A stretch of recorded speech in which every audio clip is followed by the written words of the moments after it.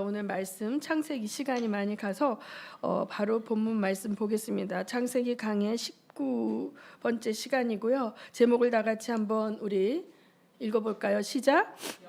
이래 하나님이 준비해 두신 어린 양. 네, 너무 감사합니다. 귀한 말씀 전하게 돼서 우리 창세기 22장 7절부터 13절까지 본문 말씀을 교독하겠습니다. 제가 먼저 읽습니다.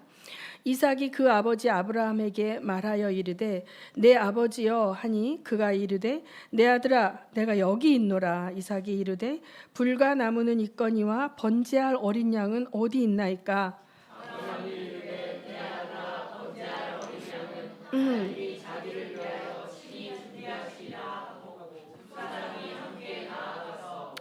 하나님이 그에게 일러주신 곳에 이른지라. 이에 아브라함이 그곳에 제단을 쌓고 나무를 버려놓고 그의 아들 이삭을 결박하여 제단 나무 위에 놓고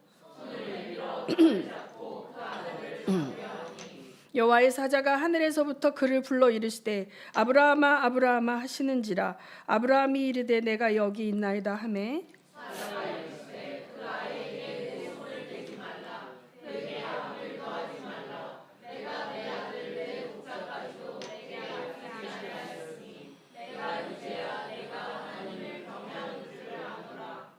아브라함이 눈을 들어 살펴본즉 한 수양이 뒤에 있는데 뿔이 수풀에 걸려 있는지라. 아브라함이 가서 그 순양을 가져다가 아들을 대신하여 번제로 드렸더라. 아멘. 네. 이제 창세기 강해를 시작한 지 꽤 오래됐죠. 19번째 강의에 이르러서 아브라함 언약의 클라이막스인 이삭을 번제로 드리는 이 본문을 여러분과 함께 나누게 되었습니다. 이 말씀 전에 제가 18강 때 아브라함의 번제의 서원과 우리 또 뭐예요? 입다가 드린 제물이 다른 이유에 대해서 제가 설교했거든요. 이게 수요 예배이기 때문에 많은 분들이 이제 예배 못 나오실 때 했던 거지만 굉장히 중요한 포인트를 제가 지적하고 있어요. 이 세상의 많은 종교는 사실은 신과 딜을 하는 것이에요. 내가 하나님께 혹은 부처께 석가에게 알라에게 내가 그들이 요구하고 있다고 생각되어지는 어떤 것을 드릴 때 내가 원하는 것을 주십시오 하는 거래 관계가 종교예요. 그런데 제가 누누이 얘기하지만 우리 하나님을 믿는 신앙은 그런 거래가 아니고 딜이 아니에요. 하나님은 그 어떤 것으로도 설득할 수 없고 딜이 될 수 없는 존재예요. 그분에게는 부족한 것이 없어요. 그분은 자족하신 분이에요. 그런데 여기서 이 명령은 너무나 큰 퀘스천이죠. 하나님이 왜 이삭을 번제로 드리라고 그랬냐는 거예요. 그리고 또 됐다 내가 네 마음 알아봤어. 이게 뭐예요?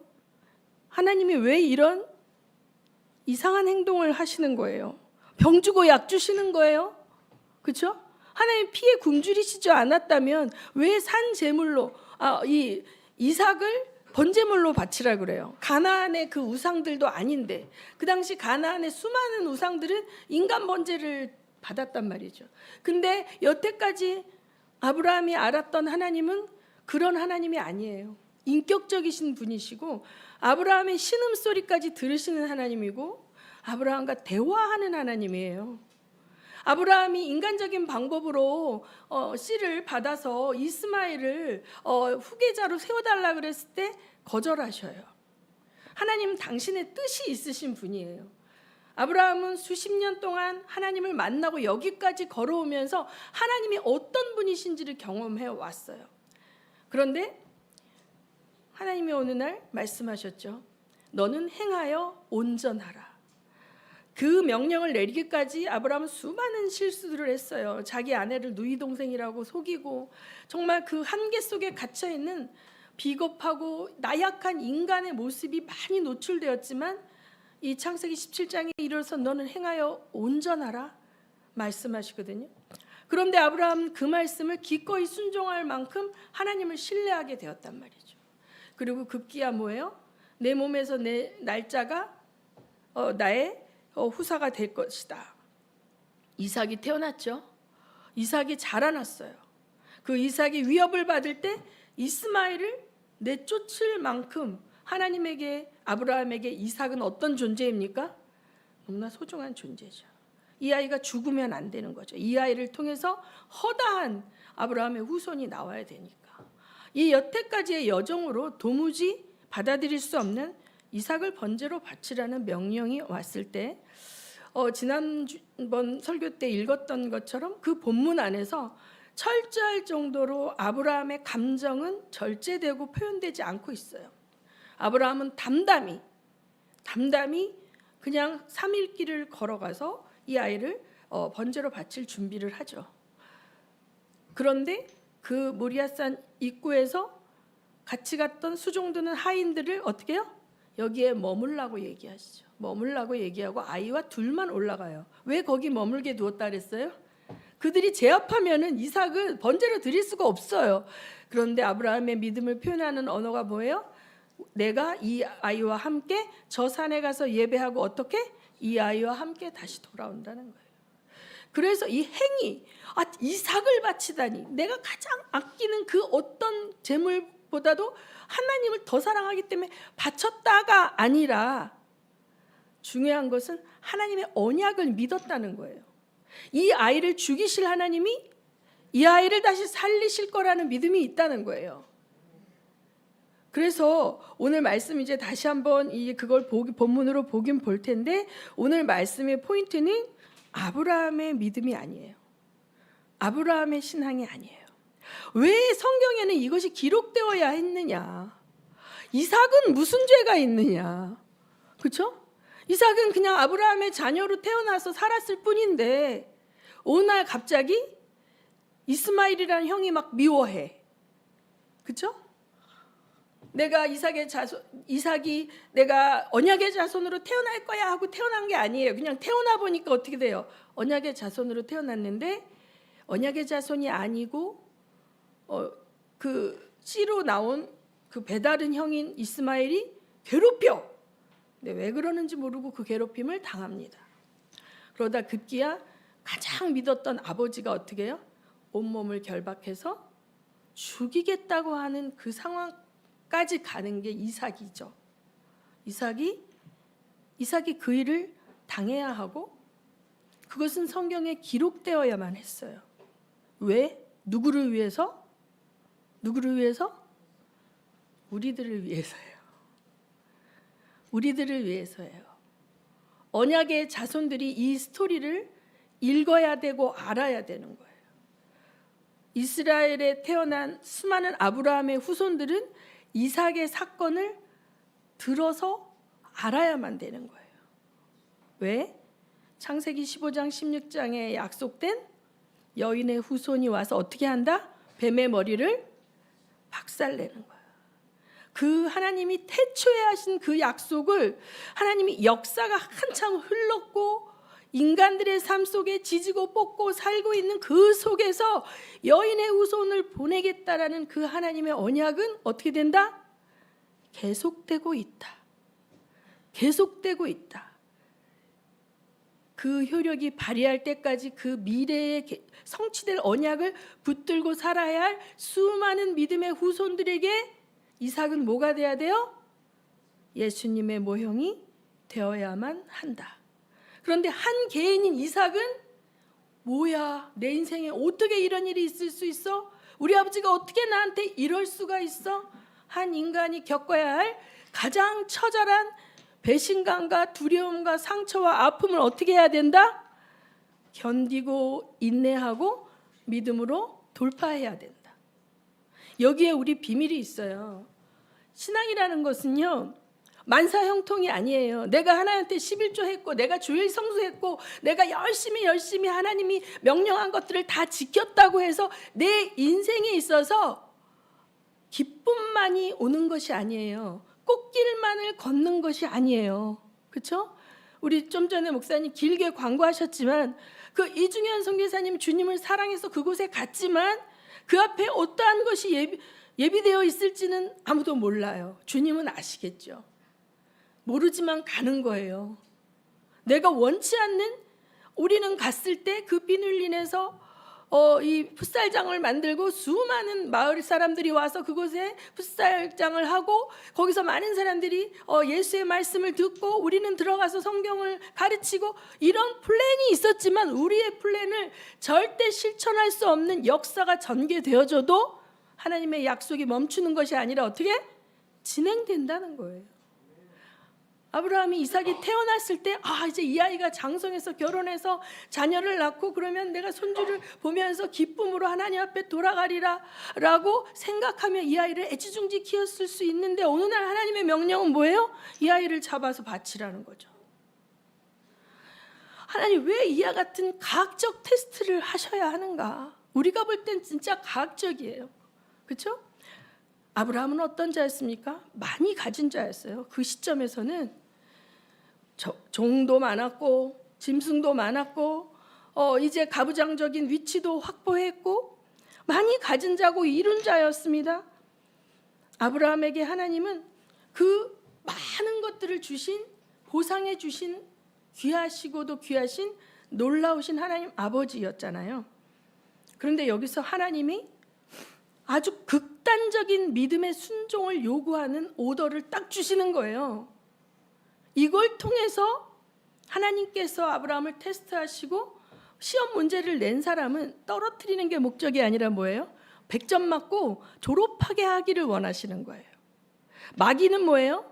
유혹하고 시험하죠. 그래서 어떻게 마귀의 목적은 그 시험에 걸려 넘어지고 그 덫에 걸려 넘어지고 그 함정에 빠져서 구렁텅이로 빠지도록 하는 게 마귀의 유혹이고 그 목적이라면 하나님이 우리에게 주시는 테스트는 뭐예요?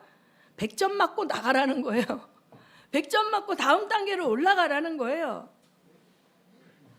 그래서 이 극단적 믿음의 순종을 요구하시는 이 테스트 앞에 아브라함은 전에 읽었던 본문 앞에서 보면 감정적인 동요가 없어요. 그리고 사라와 의논했다는 이야기도 없어요. 담담히 준비하고 3일 길을 걸어가는 거예요. 브엘세바에서부터 예루살렘까지. 지금의 이스라엘 남단 쪽에서부터 중부 정도까지 올라가는 거예요. 그리고 그 중부의 그 모리아는 어때요? 산이죠, 산지. 올라가는 거죠. 자, 그래서 하나님의 명령 앞에 아브라함은 논리를 주장하지 않고 경험도 이야기하지 않고 그냥 순종만으로 나가고 있어요. 순종만으로 나가고 있어요. 며칠을? 3일을. 얼마든지 그 기간 동안에 어떻게 해요? 돌아갈 수 있습니까? 없습니까? 돌아갈 수 있어요.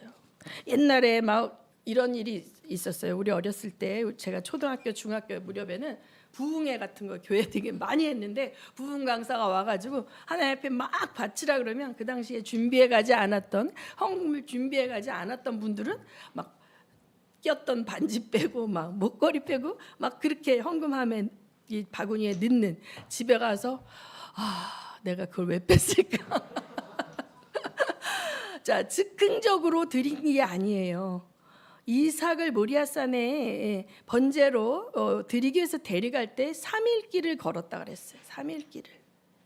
충분히 돌이킬 수 있었어요. 근데 그 3일 길을 걸어가면서 이미 아브라함의 마음속에서 이삭은 어떻게 해요?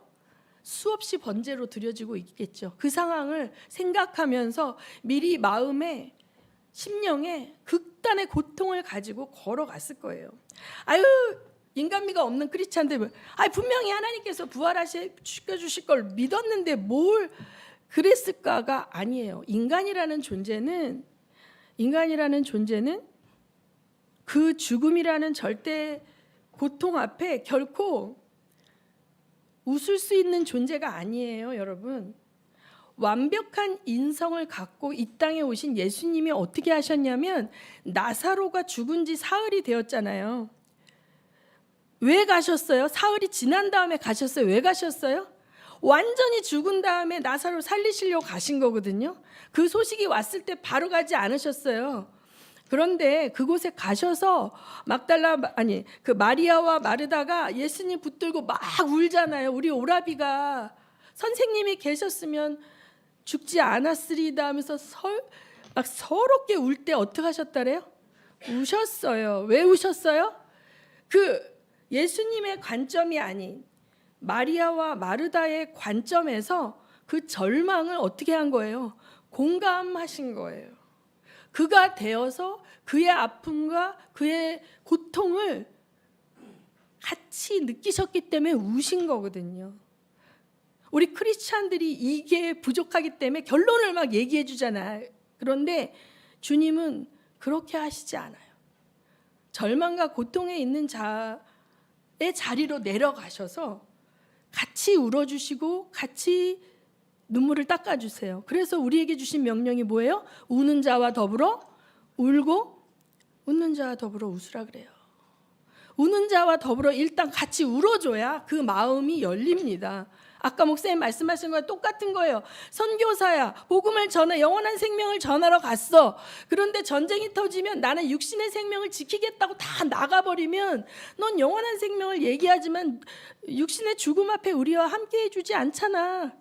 그러겠죠, 그 땅의 사람들이. 근데 거기서 죽어도 여기서 니네와 함께 죽겠다라는 한 명의 선교사가 있다면 너는 진짠가 봐.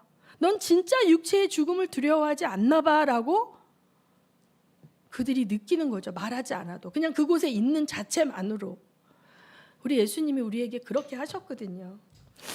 그래서 예수님이 이런 말씀을 하십니다. 너희 조상 아브라함은 나의 때 볼 것을 즐거워하다가 보고 기뻐하였노라 이렇게 말씀하세요. 요한복음 8장 56절 말씀인데 너희 조상 아브라함은 나의 때 볼 것을 즐거워하다가 보고 기뻐하였노라. 이 말씀은 어느 맥락에서 나왔냐면 가늠하다 현장에서 붙잡혀온 여인들에게 이제 사람들이 막 정죄하고 막 할 때 이제 예수님이 이런저런 유대인들과 이야기를 이어가시다가 아브라함에 대해서 말씀을 하시는 거예요. 그랬더니 유대인들은 어때요? 프라이드가 있죠. 우리는 아브라함의 후손이야. 혈통적 유전적으로 아브라함의 자손이야. 그래서 우리는 아브라함의 자손인데 우리는 아브라함의 아버지라 부르는데 그러니까 너희가 진정으로 아브라함의 자손이었다면 내가 하는 일을 알고 나를 따라왔을 것이고 내가 말하는 진리 안에서 자유케 될 건데 너희들은 전혀 그렇지가 않아. 영적인 얘기를 하시는 거예요. 그들의 영이 아브라함이 속했던 하나님과 함께 있는 것이 아니라 너희는 너희 아비에게서 났는데 너희 아비는 마귀다. 이렇게까지 얘기를 하니까 유대인들이 막 열받는 거죠. 자, 혈통적으로 유기 DNA가 아브라함의 직계 후손으로 태어났다고 해서 아브라함의 후손이 아니라는 거죠. 아브라함은 하나님이 하시는 일을 알았고 하나님이 약속하신 언약을 믿었고 그리고 이 바로 모리아 산상에 자기 아들을 죽일지라도 이 아들을 부활시켜서 다시 이 아들을 통해서 말씀하신 언약을 이어가실 거라고 그걸 믿었기 때문에 주저함 없이 아들을 죽이려고 했는데 하나님께서 아브라함 손을 잡으시고 숲을 뒤에 숨겨놨던 어린 양을 보게 하신 거예요. 그 어린 양을 보고 아브라함은 여호와 이레의 하나님이 어린 양을 준비하셨다라고 고백을 하는 거예요. 자, 그러면 이삭은요 어떻게 됩니까? 죽어야 할 운명에 처해 있던 자예요. 그렇죠? 육신으로 아브라함의 직계 후손으로 태어났지만 그때 하나님이 그 어린 양을 예비하지 않았다면 육신의 아브라함의 독생자가 아니라 뭐라도 그땐 죽어야 되는 거거든요. 근데 하나님이 어린 양을 예비해 주셨어요. 저는 이것을 아담의 영으로 온 모든 인류는 어느 순간이 되면 이삭처럼 그렇게 죽음 앞에 무력하게 그냥 죽어야 되는 존재임을 나타낼 수 있다고 봅니다. 그런데 하나님은 우리 모두가 어느 순간 육체의 죽음을 맞이해서 지옥불에 떨어질 수밖에 없는 우리 모두가 그 길로 가지 않도록 여호와 이레의 어린 양을 예비하신 줄 믿으시기 바랍니다. 아멘. 자, 이삭은 잘못 산 적이 없어요. 착하게 살았어요. 아버지 말씀에 순종하고 살았어요. 그래도 소용없어요. 하나님의 명령이 그를 죽이라는 거였으면 죽어야 되는 거예요. 하나님 앞에 의의는 없어요. 모든 아담 범죄 이후에 모든 인류는 아무리 착한 일을 하고 아무리 헌금을 많이 해도 예수가 없으면 죽어야 돼요. 그런데 하나님이 예비하신 어린 양은 그 모든 사람을 살릴 수 있는 줄 믿으시기 바랍니다. 그래서 예수님이 정말 십자가에서 비참하게 돌아가시는 그것은 완전한 인간으로 죽을 수밖에 없는 인류의 그 죄를 짊어지신 모습이잖아요. 그렇죠? 거기에 하나님이 예비하신 어린 양의 모습이 오버랩되어져야 됩니다. 아멘. 자, 그리고 신음하듯 십자가에서 가상칠언을 말씀하셨지만 살기를 꾀하지 않으셔요. 스스로 죽음으로 걸어가십니다. 자, 마가복음 10장 44절 45절 한번 읽어볼까요? 마가복음 10장 44, 45절입니다. 없나요? 본문이? 마가복음 10장 44, 45절 시작.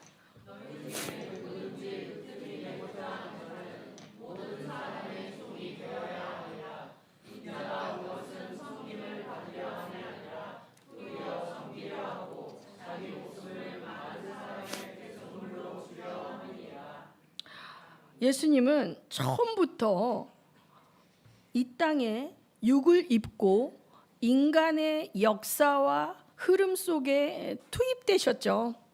그렇죠? 영원한 세계에 계시던 성자 예수님, 그 예수님이 인간의 몸을 입고 오셨어요. 인자로 오셨어요. 그런데 그 목적이 뭐예요? 최종 목적은 대속물이 되는 거예요.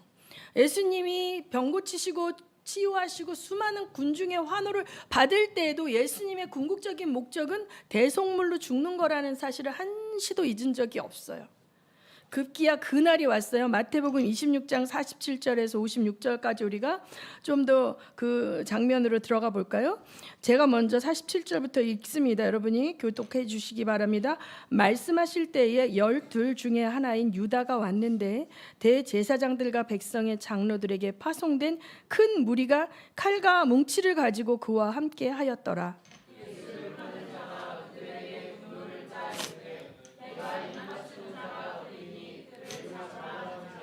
곧 예수께 나와 라삐어 안녕하시옵니까 하고 입을 맞추니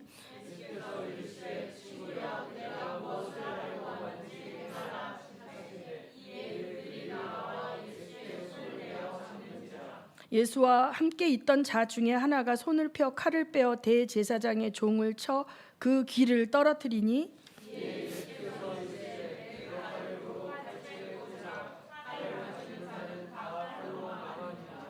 너는 내가 내 아버지께 구하여 지금 12군단 더 되는 천사를 보내시게 할 수 없는 줄로 아느냐?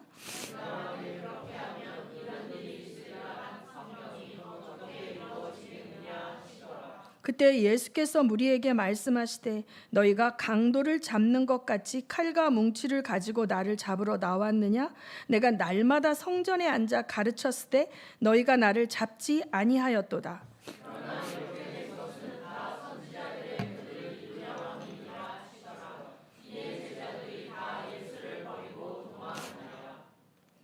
자, 여기서 예수님의 말씀을 우리가 잘 보면 이 겟세마네 동산에서 기도하고 있을 때 가룟 유다가 사람들하고 와서 자기가 이렇게 포옹하고 입 맞추는 자가 바로 예수니 그를 잡아가면 됩니다라고 군호를 짠 다음에 와서 예수님께 와서 라삐어 안녕하시옵니까 라고 입을 맞출 때 마지막으로 예수님이 유다에게 말하죠. 항상 예수님은 난 네가 하려는 일이 무엇인지 알고 있다라는 거예요. 그렇죠? 주님은 다 알고 계시는 거예요. 자, 그래서 예수님을 사랑하던 제자들 중 하나, 다른 복음서에는 그게 베드로라 그러죠. 자기가 가지고 있던 칼로 종의 귀를 쳐서 귀가 떨어졌을 때 예수님이 고쳐주시면서 칼을 쓰는 자는 칼로 망한다라고 하시면서 여기 중요한 말씀하세요. 내가 내 아버지께 구하여 12군단도 더 되는 천사를 지금 끌어올 수 있다는 거예요. 하늘의 천군 천사들이 와서 이 땅에 있는 하나님의 백성을 대적하는 자들을 물리친 전쟁은 구약에 참 많이 나옵니다. 그렇죠? 그 히스기야 때 아수르 군대들도 그렇고, 심지어 뭐 미디안이 쳐들어왔을 때 사사기의 기드온 전쟁도 그렇고, 자, 하늘의 군대가 와서 도우면 숫자는 중요하지 않아요. 자, 예수님은 그 군대를 끌어올 수 있는 능력이 있지만 안 하셨다는 거예요. 안 하셨다는 거예요. 왜 안 하셨어요? 죽어야 되니까. 살기를 꾀한 게 아니라 죽어야 되니까 안 하셨다라고 얘기를 하는 거예요. 제자들은 도저히 이해할 수 없죠. 지금 제자들의 이 관점에서는 이해할 수가 없는데, 부활하고 승천하신 이후에 성령이 오신 다음에 이 모든 것이 깨달아지는 거죠. 그래서 예수님은 죽으신 거예요. 죽을 권리로 죽으신 거예요. 선지자들의 예언을 이루기 위해서 죽으신 거예요. 하나님이 예비하신 어린 양이 되기 위해서 십자가에 달리신 줄 믿으시기 바랍니다. 아멘. 지금 그래서 이 하나님이 예비하신 그 여호와 이레의 어린 양, 창세기 22장에 그 모리아산의 그 어린 양을 보고 아브라함은 하나님의 약속을 기억하는 거예요. 그 하나님과의 언약 관계에 들어온 하나님의 백성들에게 하나님은 대략적인 플랜을 얘기해 주셨다고 봅니다. 노아 이후에 셈과 함과 야벳이 전 세계로 퍼져갔을 때 셈의 가문을 통해서 하나님이 함께 하시고, 그곳에서 다시 아브라함을 불러내시면서 그들은 아브라함과 이삭과 야곱의 하나님이라고 여호와를 불렀잖아요. 그 하나님은 그 언약 자손에게 하나님의 마스터 플랜과 이 흐름 가운데 너희들이 길을 잃지 말라. 키 포인트는 뭐냐? 여호와 이레의 어린 양이에요. 뱀의 머리를 박살내기 위하여 오실 여인의 후손이 오는 길을 너희 가문에서 예비해야 된다. 너희는 그 길이 돼야 된다. 너희는 너희 가문이 그 일에 나와 동역해야 된다. 그래서 여기서 죽어야 했던 이삭이 죽지 않은 것을 통해 이들이 행한 건 아무것도 없는 거죠. 하나님의 사명의 동역자로 쓰임을 받지만 내가 하는 것이 아니에요.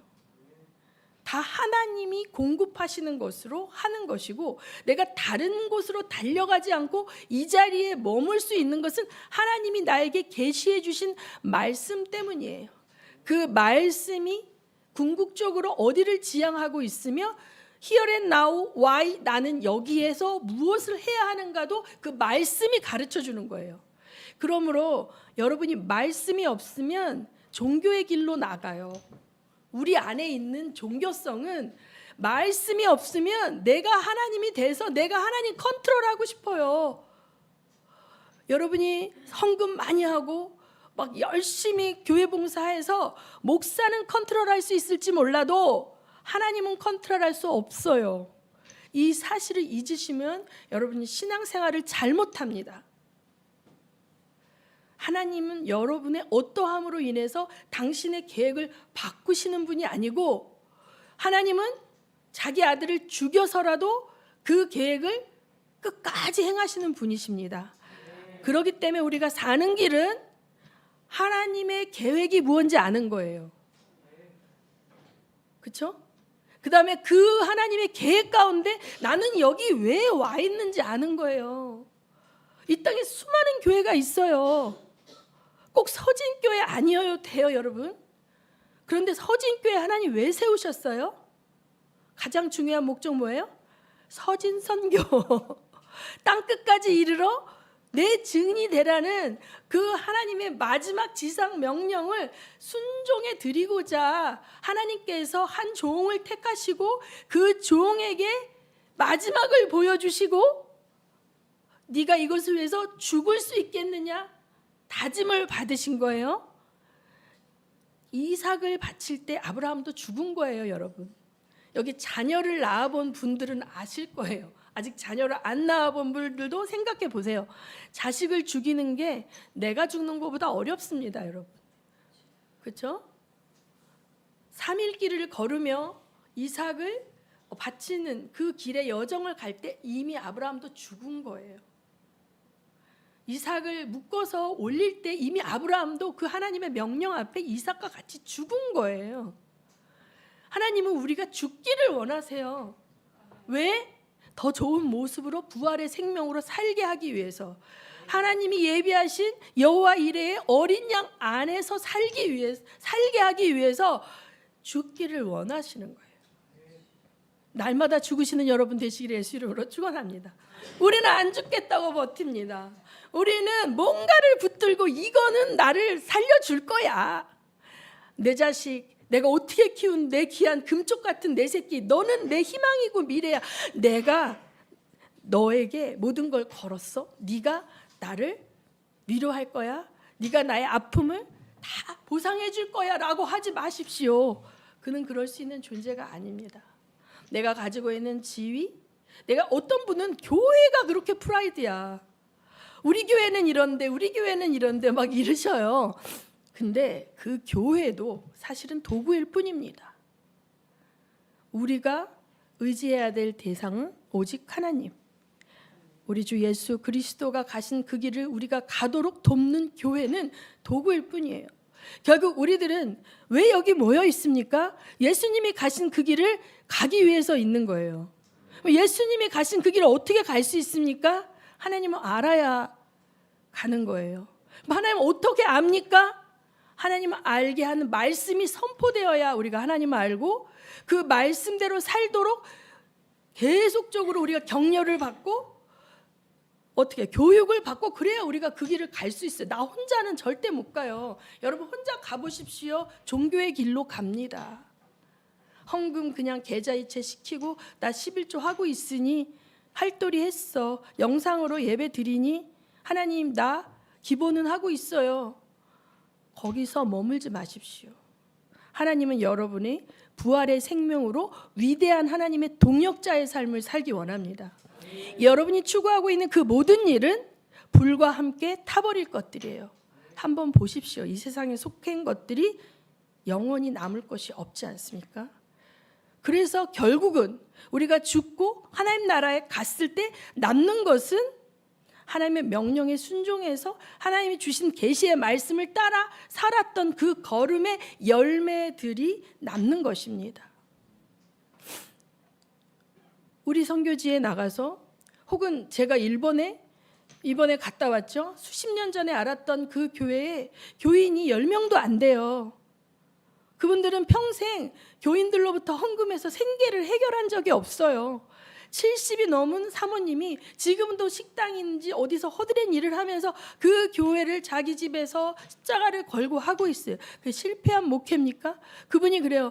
나 너무 이 팀들하고 우리 교회 가는 거 부끄럽고 무슨 평생 목회했다는데 교회 건물 하나 없이 저러면 어떡해. 제발 저한테 전화할 때마다 팀들은 우리 교회에 오는 거는 사양하겠다 이렇게 했는데 이틀 지나고 난 다음에 우리 팀들이 그 교회 가서 기도해 주기를 원한다 해서 갔을 때 이분이 허락한 이유는 이틀 동안 우리를 보고 이 사람들은 우리 교회가 건물도 없다고 우리가 이렇게 초라한 모습으로 있다고 나를 평가하고 판단하고 무시하지 않을 거라는 믿음이 생겼으니까 그럼 오십시오 하고 간 거죠. 가서 저희 예배 잠깐 드리고 나왔지만 그 이틀 뒤에 이 목사님이 심장에 또 문제가 생겨서 응급실에 실려가고 막 죽을 지경에 됐을 때 이분이 우리 팀한테 기도 제목을 올리는 거예요. 어제 저한테 문자 주시고는 너무 큰 사랑을 받았습니다. 일본 땅에 교회가 없습니까? 일본 땅에 그분과 교제하는 것이 없습니까? 이분이 왜 사람들이 자기 교회에 오는 거를 꺼려할까요? 보여지는 모습으로 판단하니까. 그런데 평생 정말 그 회계사로 정말 건물 하나 뭐 이렇게 하면은 수억 엔을 받을 수 있는 그 길을 내려놓고 그냥 신학교 들어가서 야구자나 뭐 술집에서 일하는 그 한국에서 온 여인들 대상으로 목회한 그분들, 그 평생 찌르는 가시와 같은 쓴뿌리를 가지고 있는 양들을 품고 10명 내외의 그 사람들이 왔다 떠났다 그 목회의 자리를 지킨 그 종들을 위로하기 위해서 하나님 한국에서 사람들이 보내셨다고요.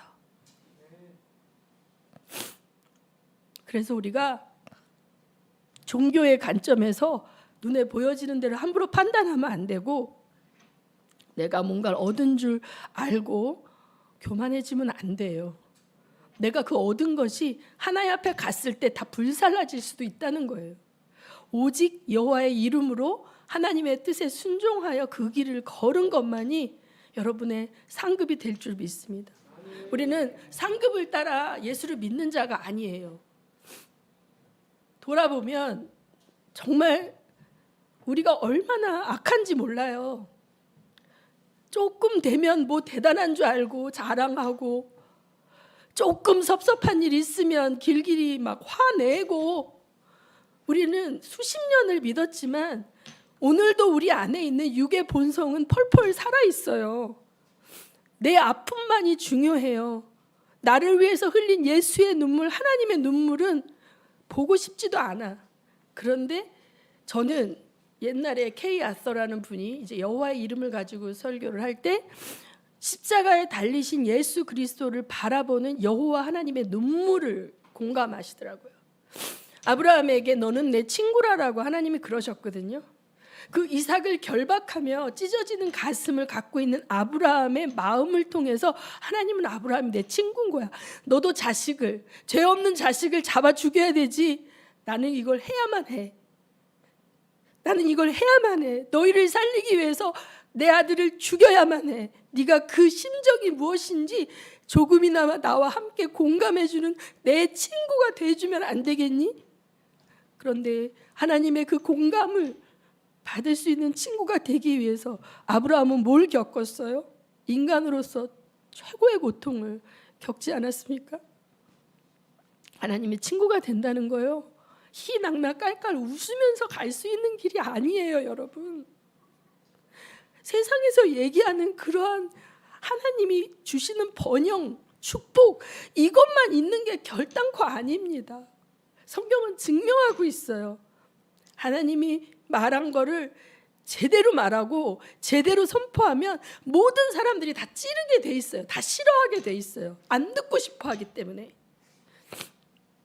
그래서 사람들의 환호를 받고 몸집을 키우고 뭔가 화려하게 하나님의 일을 하고 싶은 사람들은 이 찌르는 가시의 고통을 감내할 수가 없기 때문에 하나님이 그들에게는 낮은 단계의 영혼들, 아직까지 종교심을 가지고 교회에 나오는 영혼들, 유치원생들, 기저귀 안 뗀 그 어린 유아들을 목양하게 하십니다. 그런데 여러분, 서진교회는요, 땅끝까지 가서 증인되는 제자들 길러내는 교회예요, 여러분. 여러분이 듣기 원하는 메시지보다 여러분이 듣기 부담스러워하는 메시지가 훨씬 많이 선포될 수밖에 없는 것은 이 교회의 사명이 그거기 때문이에요. 제가 오래전에 있었던 경험을 얘기해 드릴게요. 모퉁이 돌 선교회, 대한민국에서 제일 많이 북한 선교를 했고 최초로 했던 그 선교회에서 제가 중보기도 사역자로, 자원봉사죠, 물론 거기서 뭐 어떤 임명을 받은 게 아니라 그 당시 집사 전도사였을 때 같은데, 컨퍼런스가 열리면 중보실에서 강사들을 위해서 중보합니다. 그런데 모퉁이돌 선교회가 처음 생길 때는 바로 서진 선교와 북한 선교, 그 선교의 목적은 이슬람을 통해서 예루살렘까지, 그 다음에 북한 선교, 그걸 통해서 하나님의 제자들, 복음을 증인을 길러내는 그러한 선교회였어요. 그런데 그 이후에 선교회가 굉장히 커졌고, 또 그곳에 이제 우리 이반섭 총무님이 은사가 많으세요. 그 최자실 목사님으로부터 이렇게 임파테이션 받으셔서 많은 은사가 있으세요. 그 이상 목사님의 동생 되시는 이반석 총무님이. 그래서 이제 컨퍼런스를 할 때 치유 사역을 하고 은사 사역을 하게 되면서 전국에서 사람들이 기도받기 위해서 오기 시작해요. 굉장히 갑자기 컨퍼런스 참석 인원이 150명에서 600명, 700명, 막 1000명 이렇게까지 늘어나게 되고, 거기에는 컨퍼런스 때 메신저들은 현장에 나가서 말씀을 가르치는 선교사들이 거의 이제 메신저로 쓰는데, 그 당시에 중국의 지하신학교를 감당하고 있던 중국의 많은 선교지에 이제 선교사로 들어가는 분들이, 거주하시는 분도 있고 캐나다나 미국에 계시면서 그 시민권을 가지고 북한까지 들어갈 수 있는 자격을 가진 분들이 이제 지금 우리가 하는 이제 성경학교처럼 가르치고 빠지는 거예요. 거기에 수십 명의 중국인 가정교회 지도자들 모아놓고 빠지는 거예요. 근데 그들에게 순교에 대한 부분을 가르치고 많은 말씀의 하나님 나라의 이 원칙을 가르치고 이런 일들을 많이 하셨고, 그 교회, 그 선교회의 분위기는 정말 하늘의 미랄이 되는 그 포인트였어요. 그런데 한 번은 제가 그 선교회에서 이제 기도하고 있을 때 그 메신저 분이 들어왔어요, 우리 중보실에. 그러면서 정말 그분 굉장히 강하게 카리스마틱하게 말씀 전하시는 분에 깜짝 놀랐어요. 무릎을 꿇고 고개를 숙이시고 엎드리시면서 우리 그 여인들의 기도 팀들한테 자기 몸에 손을 대고 기도를 하라는 거예요. 기도해달라는 거예요, 자기. 그래서 제가 막 기도를 했고, 여러분들, 간사님들, 다른 집사님들 막 기도를 할 때 갑자기 성령께서 저에게 대언을 주셔서 제가 그분에게 대언을 하게 됐어요. 뭐라고 나갔냐면, 네가 준비한 말씀을 주저하지 말고 선포해라. 나는 네가 말한 그 순교의 메시지를 들을 자들을 기르기 원한다. 이곳에 그 너의 메시지를 들을 자가 있다. 이렇게 나간 거예요. 나 깜짝 놀랐어요, 그냥. 그러고서 이제 끝나고 저는 나왔고, 이제 그 시간이 지났는데, 쉬는 시간에 제가 이렇게 있는데 그 선교사님 저한테 다가와서 인사를 하면서 자기 너무 깜짝 놀랐다는 거예요. 그 메시지, 순교라는 단어가 나올 때 자기 머리끝이 쓰는 줄 알았다는 거예요. 왜냐하면 그 전에 막 치유와 회복과 하나님의 사랑과 능력과 은사가 막 풀어지고 있는데, 자기가 그 다음에 단에 올라가서 이 메시지를 하면 인간적으로 볼 때 저분의 메시지를 갈아엎는 것 같은 느낌이 되고, 그 권위에 도전하는 것 같이 비춰질 수 있기 때문에 제가 끊임없이 하나님, 제가 지금 이 메시지를 전하지 말고 메시지의 주제를 바꿔서 저 메시지와 부응되는 메시지로 바꿔서 전해야 되나요? 하면서 이 메시지를 전하지 말고 그냥 그만둬야 되나 하는 갈등을 끊임없이 하고 있었다는 거예요. 참석한 이후에 계속. 그런데 갑자기 전혀 일면식도, 얼굴은 나는 그분을 알지만 그분은 날 전혀 모르는 상황에 어떤 여인의 입을 통해서 너는 그 메시지를 전해라. 너의 그 메시지를 들을 자들이 여기에 있다. 이 선교단체는 그 일을 훈련하는 곳으로 내가 세웠다라고 이 정체성에 대한 명쾌한 성령의 음성을 들은 거죠. 그분이 용기를 갖고 자기는 이 메시지를 전할 수 있게 됐다. 이렇게 얘기하시더라고요. 그래서 여러분, 하나님께서는 이 이삭, 무력하게 10대 후반 중반 정도 되는 그 아이가 그 노인인 아버지 앞에 묶임을 당할 때 반항하고 도망갈 수 있었지만, 그가 그걸 수용한 것은 아버지가 설명했을 거예요. 이삭아, 네가 죽어야만 한다. 하나님께서 그렇게 명령하셨는데 두려워하지 말아라. 하나님께서 너를 반드시 살려주실 거야. 우리 함께 이 일을 통해서 하나님이 하실 일을 잘 동역하자. 어떤 과정이 있었겠죠? 거기에서 이삭에 대한 건 전혀 우리 본문에 나오지 않지만 이삭이 반항하거나 도망가지 않았죠. 마치 예수 그리스도께서 털 깎는 자 앞에 잠잠한 어린 양처럼 그 숨을 참으시며 땀방울이 핏방울이 되기까지 기도하시며 십자가의 길을 가신 것처럼 이삭은 죽었어요. 아버지의 그 말을 듣고 묶임을 당할 때 그 지정의, 그것은 이미 하나님께 완벽한 순종을 한 줄 믿으시기 바랍니다. 하나님은 동역자를 찾으시는데 어떠한 순간에도 어떠한 명령에도 하나님을 의심하지 않을 동역자가 필요해요. 결정적인 순간에 내가 생각했던 하나님이 아니야. 하나님 어떻게 나한테 이렇게 잔인하게 하실 수 있어. 그리고 도망가는 동역자가 아니라 끝까지 남아서 같이 가줄 동역자가 필요합니다, 여러분. 그래서 여러분, 정말 서진교회에 오신 여러분, 저는 단언하겠는데 엄청난 축복을 받으신 줄 믿으시기 바랍니다.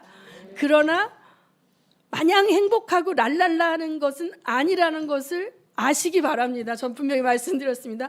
그러나 이 길은 천사들도 가고 싶어하는 영광된 길입니다. 아무에게나 허락된 길이 아니에요. 사탕 줄고 빨고 있는데 그 사탕 뺐으면 교회 안 나오는 사람들한테는 하나님이 허락할 수가 없어요. 허락할 수가 없어요. 그런데 사탕을 빼앗겨도 며칠을 굶어도 혹은 내 자식을 먹이지 못하고 힘들어도 하나님이 하실 거고 영원한 관점에서 그분을 신뢰하는 사람들은 갈 수 있는 길입니다, 여러분. 그 놀라운 하나님의 동역자의 자리에 초청되신 여러분을 축복합니다. 이 시간에 우리 한번 기도하시겠습니다. 예수 그리스도께서 십자가의 죽음을 적극적으로 받아들이신 것처럼 우리에게는 다시 오실 예수 그리스도, 왕으로 오실 예수 그리스도를 만나야 하기에 이 어린 양 예수를 못 만난 초림 예수의 구원 사역에 들어오지 못한 수많은 인류를 향하여 가야 할 사명이 있습니다. 그 사명에 기꺼이 순종하고 동참할 수 있는 믿음을 주시도록 기도하시겠습니다. 통성으로 기도합니다.